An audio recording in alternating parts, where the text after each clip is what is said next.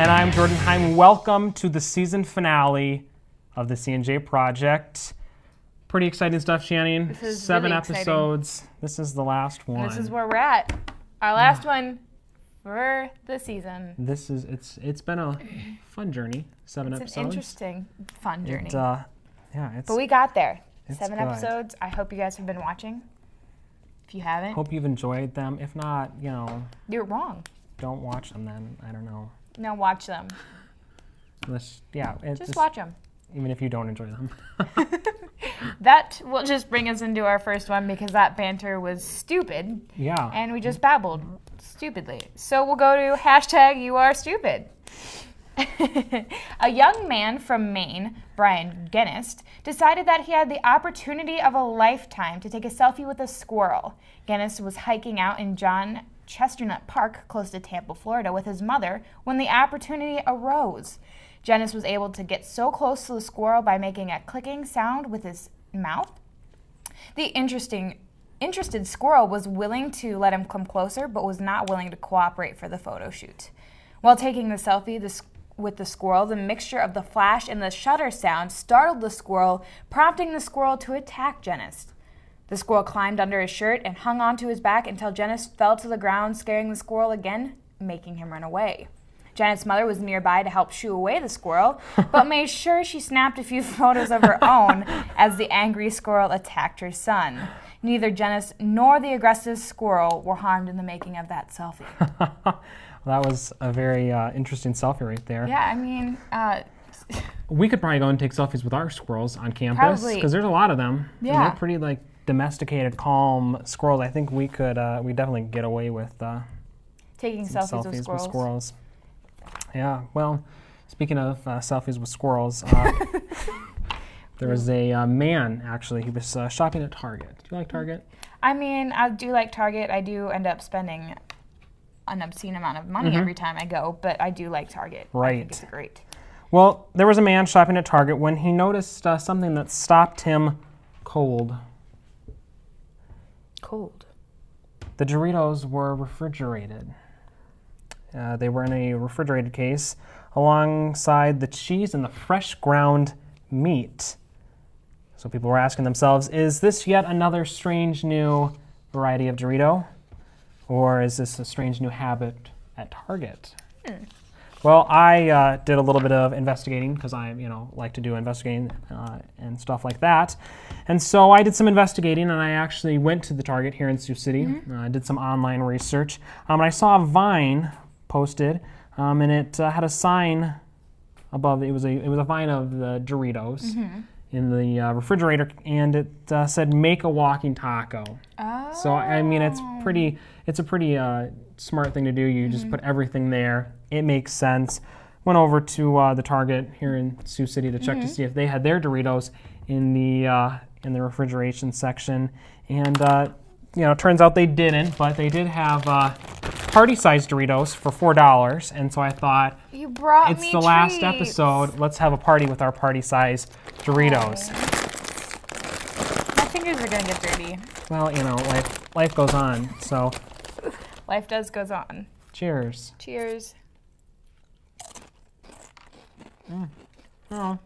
They're really good. And I'm probably going to take this entire bag home with me. And then you owe me $4. So either way, it's up to you. Maybe I'll go buy my own. I don't know. Yeah, I probably should stop eating them since we're have our next story. Yes. All right, Mother's Day is coming up this Sunday. It is. It is. Have you got anything for your mom? We have a card for her, but I'm not going to tell you about the card because my mom's probably going to watch this. My mom isn't going to watch this because she doesn't love me, but Well, I'm since the episode will air before Mother's Day, I'm just going to keep it maybe next year we'll talk about it. Under wraps as to what Mom is getting on Mother's Day. But there's 11 gifts that you don't want to give your mom on Mother's Day. And so starting off, number 1, cleaning supplies. Number 2, a how-to book on parenting. That would always be nice for your mother. Hey, here's a book because you're not a good parent. Anyways, number 3, cellulite cream. I mean, I think that could be a nice gift No. Mothers like makeup and creams, and it's whatever. Just saying, hey, Mom, you're fat. Yeah, I mean, well, it's whatever. Go ahead. Take care of that. What's number 4? A bouquet of flowers picked from your neighbor's garden. Those dandelions, you probably don't want. I used to always give my mom dandelions, and we'd put them in like the little butter dish, and they'd die within an hour. But I always felt like, wow, I'm a good son. I did something for my mother. Number 5, tickets to a monster truck rally. Some moms might like it. I don't think my mom would. That brings us to number 6. Nothing. Do not skip getting a present for your mom. It's kind of a slap in the face. She gave you life. Why can't you give her something? Well, because she gave us life, then we're celebrating Mother's Day. So we should be like, you're welcome. Well, yeah. Number Because of 7. me. A coupon book. I used to make those when I was younger. Those like cute little books that you make for your mom. And Number 8. A picture frame without a family picture in it. I mean, those are kind of trendy right now. It's just a picture frame with nothing in it, just an empty frame. Trendy. It's trendy. My room at home has a bunch of empty picture frames that are just hanging on a wall, but this says no. So according to Channing, it's trendy. So maybe it's only 10 gifts you don't want to give your mother for Mother's Day. But it's fine. Maybe you could give her that. It's fine. What's up next? Number 9, something from the bargain bin. Why Don't not? be cheap. Don't be cheap. I mean, I think my mother would want me to be practical in But my not gift cheap. giving. Yeah, I don't think it's cheap. I think it's practical. Number 10. A gift certificate or a membership to Weight Watchers or a gym. You could just put the cellulite cream, put like the certificate out in the cellulite cream. You get it. 2 gifts in one. You're so mean to your mom. I'm sorry, Jordan's mom. I wouldn't give my mother any of this stuff.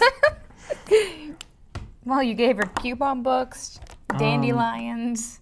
Because I was 5, so I mean, I did not know any better. All right. Number 11, anything bought the day of. Yeah. Yeah, I mean, I feel like you could probably be a little more, Thoughtful. do a little planning with your gift. Don't do it like the day of. Last minute. I mean, if is you do it never on good. Saturday, I think you're fine, but Yeah, I think my sister's doing our gift on Saturday while I move out. then you're fine. It's whatever. It's Yeah. all right. Well, speaking of Mother's Day, it also takes a father to create children. So, a 43-year-old married man, David Engeldow, has been capturing life with his daughter Alice since she was 6 weeks old with photography, starting with this photo. Another one of his early pictures was inspired by his fear that he would leave his daughter's car seat on top of the car. Engeldow says that he often shoots his and Alice's parts separately, then edits them together. Shooting can take an hour or 2, but editing can take anywhere from 5 to 20 hours. Engeldow bribes his daughter with things like fruit snacks and popsicles, and if it's necessary, they'll bring out the big guns, like chocolate. He also has the support of his wife, Jen, who helps behind the scenes to keep Alice happy and well-fed during the photo shoots, and sometimes she even appears in the photo shoots. Eventually, Engeldow says that he would like his daughter to help him come up with the ideas for the photo shoots, and it'd be a great father-daughter activity for them. Yeah. So I just think these photos are hilarious. Yeah, I mean, if you look at them, a lot of them are really well thought out and really well edited. Do you know it's not easy? I know. Making new scientific discoveries. And boy, oh boy, do we have a big one. Scientists have found a new dinosaur that they have nicknamed Pinocchio Rex. It's actually the cousin of the Tyrannosaurus Rex, but has a longer snout, hence the name. Get it? Longer snout. Pinocchio has a long nose. I don't get it. No. Please explain it to me. I guess we'll have to do that after the show. Oh, But this carnivore lived in Asia during the late Cretaceous period, between 100 and 66 million years ago, just before the dinosaurs were wiped off the planet. Its remains were unearthed in southern China. The dinosaur's official name, I'll let you pronounce the official name of the dinosaur if you'd like. Quinazaharosaurus Sinosuus? Quinazasaurus C&J. But I think I like the nickname a little bit better.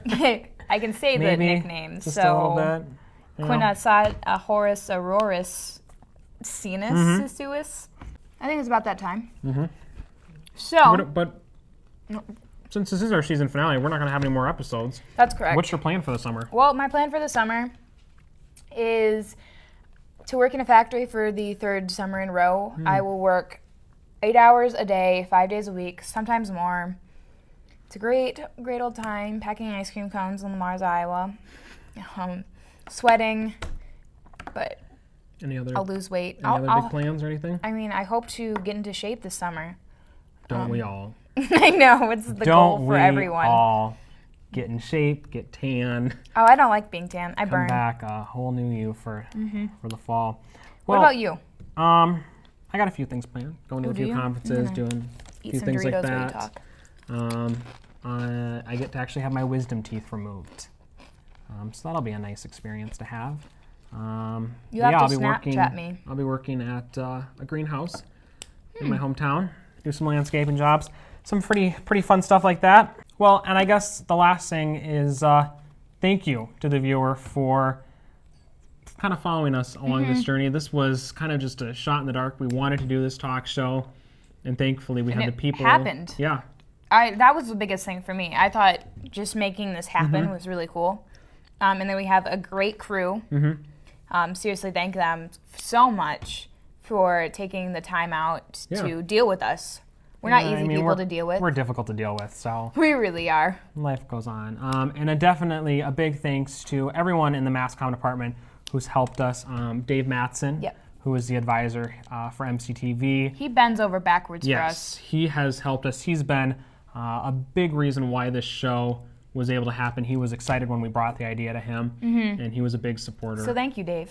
A big supporter for this. So thank you, Dave. Thanks to Joan, who helps with the show. And like you said, thank you to everyone in the crew. Yeah. Thank you again. Thank you, everyone, for tuning in. Yep, and keep tuning in. Yes, follow us this summer. It'll be pretty exciting. Be sure to like us on Facebook, follow us on Twitter, subscribe to our channel on YouTube, do that thing with Google Plus that you do with that. I don't even know what to do with Google Plus, so if you know how to do it, then we appreciate you. Yeah, and hopefully, if all goes well, we will be back for Season 2 sometime in the fall. I'm Channing Fick. And I'm Jordan Hine. See ya!